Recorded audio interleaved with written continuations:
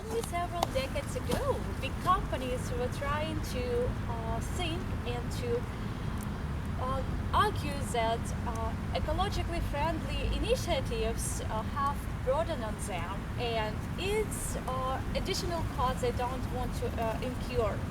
So managers of such companies were reluctant to embrace ecologically friendly initiatives, and they were trying to say that their main goal is to maximize profit. However, recent researchers, such as Michael Porter, for example, argues that it's incorrect approach, only because you cannot view ecologically friendly initiative alone. They have to be viewed as a part of triple bottom line approach called sustainability. So it means that you have to add to the ecological part also economic part and social part, and this is called sustainability. So when we talk about sustainability, Porter argues that it's all about using your resources in correct way and omit waste. What does it mean, waste? So basically not wasting resources in terms of ecologically friendly initiatives, not wasting resources in terms of social initiative and economic initiative. He argues that companies that will embrace ecologically friendly initiatives early now will benefit and will have competitive advantage in future for everyone, and will benefit the entire society. So also he says that there are 5 steps to achieve sustainable development and become sustainable.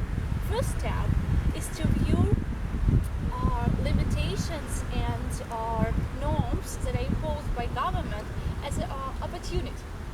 What does it mean? It means that when we are talking about ecologically friendly initiatives, we have to view them not only as norms and regulations imposed on us by governments, but also as an opportunity. And an example of that approach is to view, for example, HP. They have thought through about manufacturing their laptops and doing their hardware design. So they found one hazard component in the production, and it was not yet forbidden, but they were trying to approach this hazard component and eliminate it from the production side. So they worked hard, and within 1 year they found a sustainable and very good substitute for this component. After that, they addressed EU regulations and said, look, for example, right now with this hazardous component we emit, you have to make other companies do the same, and basically show them that there is a better way to do the processes and manufacturing. So the companies and the regulators work together to develop new set of rules and regulations, and they were imposed on every other manufacturer, and the manufacturer had to struggle to find this replacement for that hazard component. But HP was a leader in this situation because they have already done it. Second approach and second step that we can talk about is trying to make a value chain sustainable. So it all comes about customers, suppliers, and manufacturers working together on sustainable solutions. In this way, we can always think about our H&M, the manufacturer of apparel, and try to say that we are approaching manufacturing apparel in a more sustainable way, working together with our suppliers. Basically, when it comes to the production in China, we eliminate child labor. We eliminate waste of resources when growing or cotton and everything like that. This helps us to come and produce more sustainable goods and deliver them as a brand, as H&M does, to the public. Third step is about producing sustainable products from initiative and from innovations. And this is a good example of Procter & Gamble, where they decided to produce there are cold water detergents being pushed or being influenced by the research that show that hot water and making water hot requires a lot of energy resources. And to help to reduce the emissions and reduce the hot water needs, they developed the cold water detergents. Our fourth approach, our fourth step, is about changing the entire approach to sustainability and creating sustainable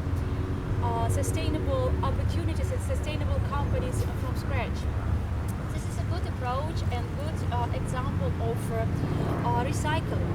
Basically, a company which was located in US decided to reuse and to maintain usage of carbon dioxide from the electronic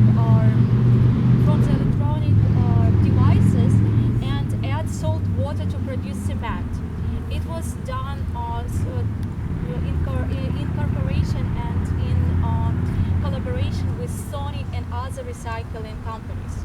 And finally, the final step is to create sustainable platform. What does it mean, sustainable platform? Sustainable platform, it's collaboration of all the efforts together to deliver sustainable products and changing the way of thinking of the people to basically promote sustainable goods within everyone and everywhere.